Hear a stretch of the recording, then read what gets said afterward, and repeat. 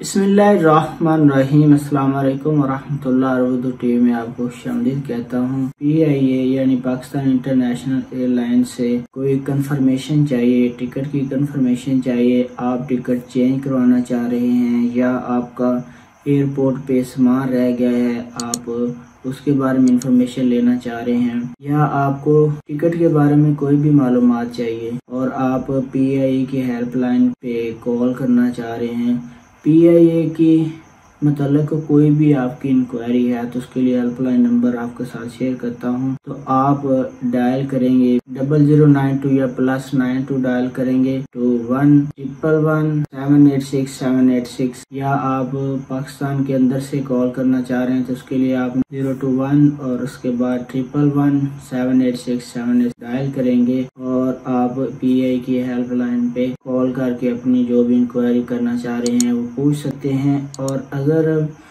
आपको कोई और ईमेल एड्रेस चाहिए तो जो है वो है contact@PIAC.AERO, ये PIA का ईमेल एड्रेस है। तो फ्रेंड्स, इस तरह की इंफॉर्मेटिव वीडियो देखने के लिए आप हमारे चैनल को सब्सक्राइब करें। वीडियो देखने का बहुत बहुत शुक्रिया। अस्सलाम वालेकुम वरहमतुल्लाह।